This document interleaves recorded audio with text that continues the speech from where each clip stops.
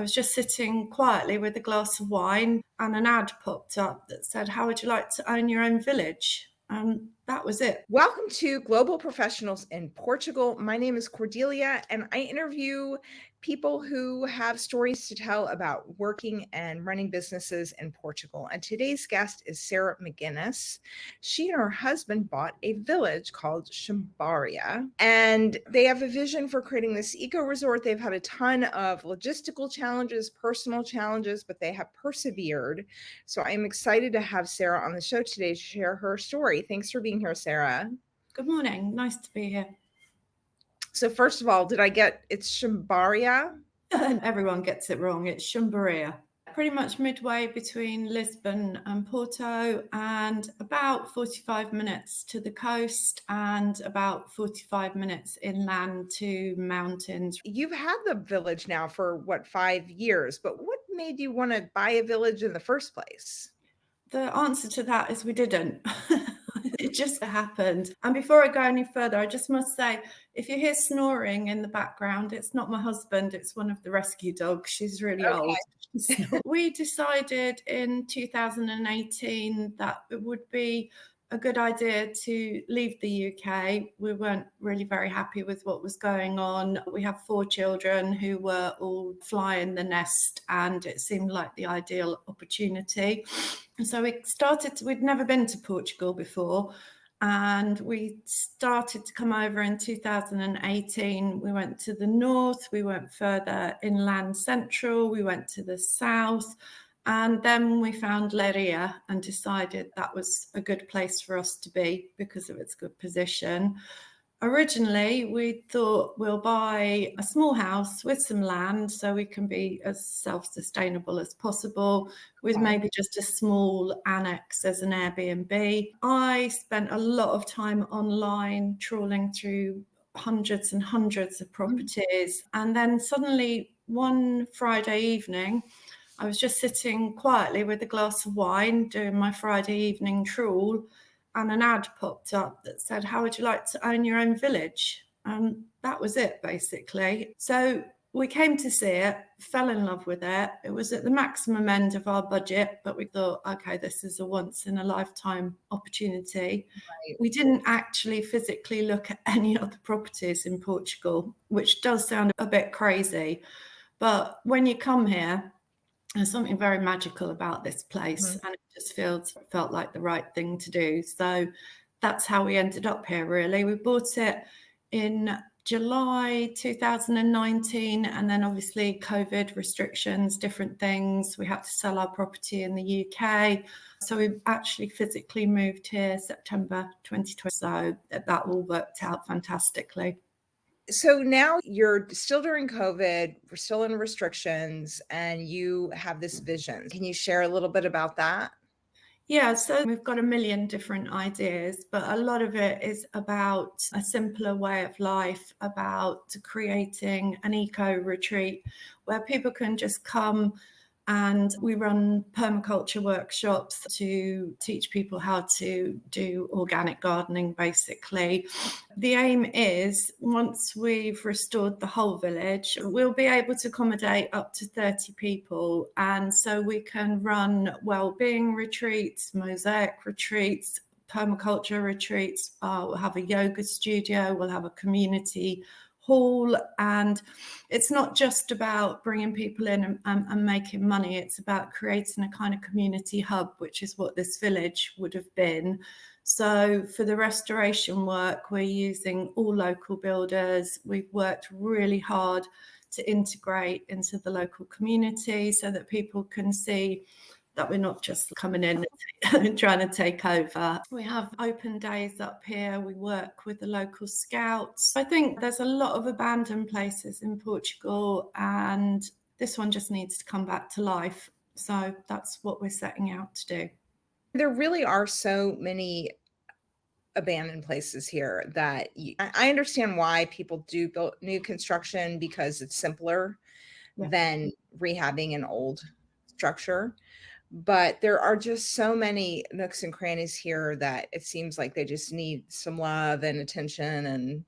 And I love that you guys have done that. Now you have the one house which you're living in, and then you're just about ready to open 2 of the other properties, right? Yeah, we started at the other end of the village with 2 big barns. This village, it's been here since time began, I think. We found documentation dating back to 1441, but its heyday was in the early 1900s, where this section of the village was a processing centre for a very wealthy man who had farms all over Portugal and was an entrepreneur in resin. So there are houses in the village, but there's also some big like industrial barns and stuff. So we started with the 2 big barns at the end. One is where he kept the cattle, and the other is where he stored the olive oil and the cereal. Are those going to be places like community gathering spots, or are they Airbnbs? I think at the minute we had an Airbnb in the UK, and that's what we're familiar with. So to get ourselves launched, they are going to be rented as Airbnb.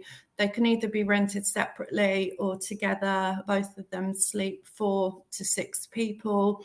So it may be that we experiment a little bit with our permaculture workshops. We're also working with 2 local tour guides who do personalised tours to places. We're also in collaboration with an animal sanctuary that's just opened 5 minutes up the road. They want to teach children animal care. We want to teach children land care. We're working with a teacher from one of the local schools.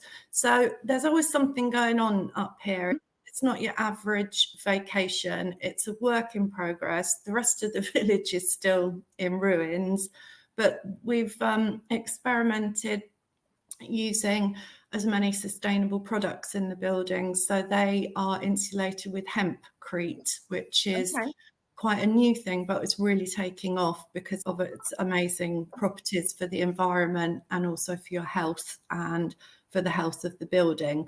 We've been featured in a UK TV series that goes out around the world. So as a result of that, we have a lot of people following us and following our journey. You have had some just amazing obstacles that you've overcome. I might as well just start in chronological order. Okay. A month after we arrived, my husband had a motorbike accident and really badly broke his leg where he'd already broken his leg. So had to have the steel plate removed and another one put in, and was really completely debilitated for, 6 months. The only way to get him around the house, I had to drag him on one of the dog beds because I couldn't move him and just would have to drag him down the corridor. So that was the first one. Then I had to have really extensive dental work, which was very expensive and also very debilitating.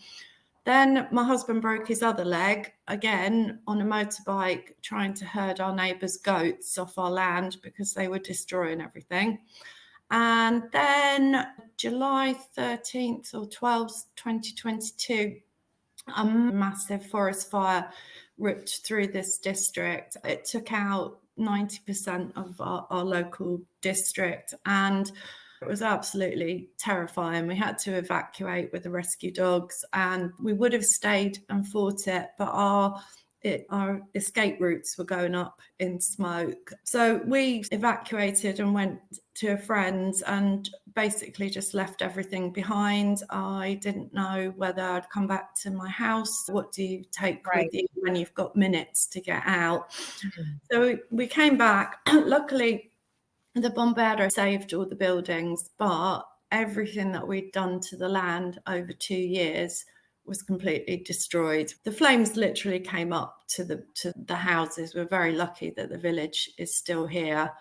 And that, I think, was one of the worst moments. But then last year, another worst moment was getting diagnosed with breast cancer and having surgery, radio. So we've recovered from the fire. The land has basically regenerated itself. We had already cleared, hundreds and hundreds of eucalyptus on the east side of the land and recreated the original terraces, which some archaeologists told us that would have potentially been put there by the Romans because this was Mm. so fertile. They would grow stuff here and then send it back to the empire to feed everybody. We've got 7 acres. One side of the property, we've created our organic growing area. We've replanted the food forest. We've got our chickens, and that's all nice. And it's a big fire break now. The other side of the property, because we've been stretched a bit thin, we still have to get rid of a lot of dead trees, and we've still got to rewild it. And my husband, wants to create a pond for biodiversity. We've started a GoFundMe because it would just be a lot easier if we could get the big guys in with a big machinery who could do it in a matter of weeks rather than us labouring for a matter of years. I've bounced back from having cancer, and Steve has bounced back from his legs. I'm not sure who we were in previous lives, but we're certainly clearing a lot of karma in this life. It's such a tribute, I think, to the entrepreneurial spirit. You just keep going, even though it seems insurmountable at the time. There's a video about the fire, which I'll link to in the description, and it's just astonishing. You said something, people from 20 different countries have come and helped. Can you talk a little bit about the volunteer effort? Over the last 2 years, we've hosted over 70 volunteers of all ages, from 18 to in their 60s. And they've come from all over the world, from Mexico, Germany, France, Italy, Spain, Portugal, the UK. We go through an organisation that's called WOOF, which is Worldwide Opportunities on Organic Farms. We've met some absolutely amazing and lovely people. People can sign up there and go volunteer at organic farms around the world. Yeah, it's fantastic. I call them woofers. We've had woofers that have come from other organic farms in Portugal and have then gone on to organic farms in Indonesia or Thailand. What are some of the obstacles that you face that are more specific to Portugal? I love that the president of Leiria is your friend now, and you've been featured in the newspaper. How did you form those relationships? One of the biggest things that we didn't anticipate, if you're going to renovate property here, if you leave the property exactly as it was and you don't change the size of the windows or change any of the internal things, you don't need planning permission. But if you are going to change things and put doors in different places, you have to go through planning permission. And it does take an average of 18 months to 2 years. So we landed thinking, great, we'll get straight into it. And then it was like, oh, what are we going to do for 2 years? Which is why we concentrated on the land so much, because we couldn't do anything else. So I would say to bear in mind, if you're going to be doing a business that needs restoration work, give yourself that time. Specific to Portugal is builders and the way that builders work here. The standard of craftsmanship is phenomenal. We are blown away by the skill of the tradesmen and the builders that we've been using. But Portuguese builders are not many, and there is a lot of construction work going on here. They also don't like to say no. So I got to the point where I'd say to our main guy, Nelson, are you going for lunch for an hour or are you going for 2 weeks? Sometimes he'd go for an hour, sometimes he'd go for 2 weeks. We're all good friends and everything, and it's a nice team that he's put together. But it is very hit and miss. I think one of the things to learn here as well is patience. But I don't think that's a bad thing, because it's a much simpler and slower way of life here. And it's a lot more about community and families, and it's given us time to immerse ourselves in our local community, which is great. So you have a Portuguese community that you're connected with as well, not just expats, right? I don't class myself as an expat because I'm never going back to the UK. We've got a big immigrant community, but we also are very lucky. I love the Portuguese people, especially the women, because they're really strong and they're really funny and they're really out, like, forthright and stuff. Go into the local markets and the local cafes, and also working with the scouts and working with the animal sanctuary, and sending our volunteers up to the local cafes and out and about sightseeing. If you make an effort, I have to say, my Portuguese is still terrible, but we are persevering with it. If you make an effort, once they realise that you're doing something that's hopefully beneficial, then we've just really been accepted. Have you joined any business organizations or other groups to meet and help you grow your business? I'm just starting to branch out now into working with other organisations. We're working with a company that applies for local government funding because there's a really big boost at the moment for rural tourism. We've been working with the bank. We've been working with an organisation promoting rural tourism. I got an email today to see if we wanted to go in for the European Village of the Year, but I think that's a bit preemptive at the moment. Oh, how cool. I've been working a lot on the history of Chumbaria for our website and reaching out to local historians, and I've been getting so much information in. So now we are starting to definitely liaise with other companies and organisations that can help us grow and promote what we're doing. When you started this, were you thinking like we're going to be advocates for rural tourism, or did that just happen naturally because of where you were located? I think when we started this, we didn't really know what we were going to do, but it's just evolved. The universe, every time I need something, the universe just sends the right person to me. You're actually the second person I've interviewed who was able to take advantage of some of the EU programs to support different types of businesses, women. And so I do think that is a good tip to research what options are out there. In the US, there is almost no support other than just loans. But here there's a lot more sense that if you invest in good businesses, that it gives back to the community. Yeah, I would just add a caveat to that. It's important for somebody who's applying for any kind of EU or government funding is you have to create a registered company, and that company has to be up and running for 2 years. We, again, naively, we thought, oh, we'll land in Portugal, we'll apply for funding, we'll start building, and it's 2 years down the line. We've created a company that's been running, and that in itself comes with a lot of bureaucracy. There's a lot of paperwork in Portugal, also extra money for creating documents and doing it all by the book. And I would advise people that one of the things that we've had to have is, even though we're learning Portuguese, I've got my sidekick Vera, who's Portuguese but speaks fluent English, and she's with us every step of the way because it's very complicated, even in your own language, let alone in Portuguese. We had, even just for our home purchase, we have a phenomenal attorney team, but they are bilingual, and every document we signed was translated into English before we signed it. And I think if you try to speak Portuguese and you do your best and you learn, but you're not great at it, it's still better than just walking in and speaking English and not even making an effort. So I will tell you a funny story though. And I spent the whole of the first year telling, when people ask what I did, because I've been a therapist, a counsellor for 25 years, I got the word wrong for therapist, and I would tell people that I was a terapeuta, and people would look at me and they'd be like, what? Terapeuta is a whore of the earth. In fact, a therapist is a terapeuta, which is a oh my gosh. People would look.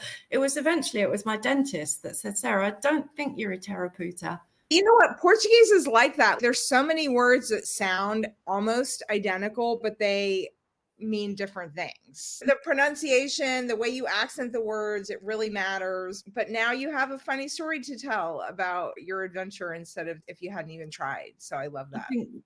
I think that's another thing that I would say is just whatever happens, and we have faced major obstacles and we're quite good at propping each other up. We take it in turns to have catastrophes, but just maintain your sense of humour.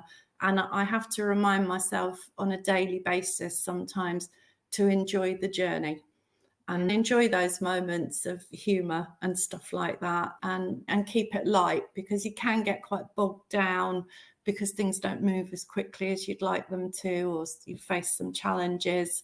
but we do have some very magical moments up here, and we have a lot of laughter, which is great. As long as we've got some lettuce growing, then we can eat, then that's it really.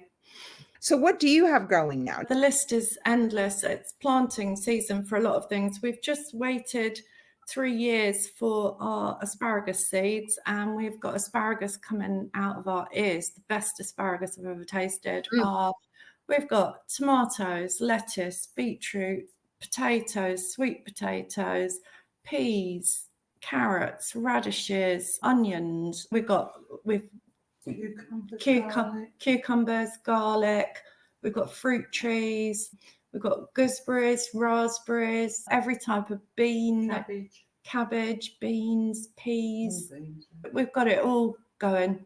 Now, what are some cultural lessons learned in your business that you can share with other people trying to start maybe a farm or a village or just any venture here? Cultural lessons is watch what your neighbours are planting and when they're planting it, because they know best. Frequent your local markets because you'll get a lot of your seedlings and things from there. I think just to really make an effort with the language and just try and be friendly with everybody. You've done quite a good job of getting publicity with your TV spot and your newspaper featuring. How did you do that?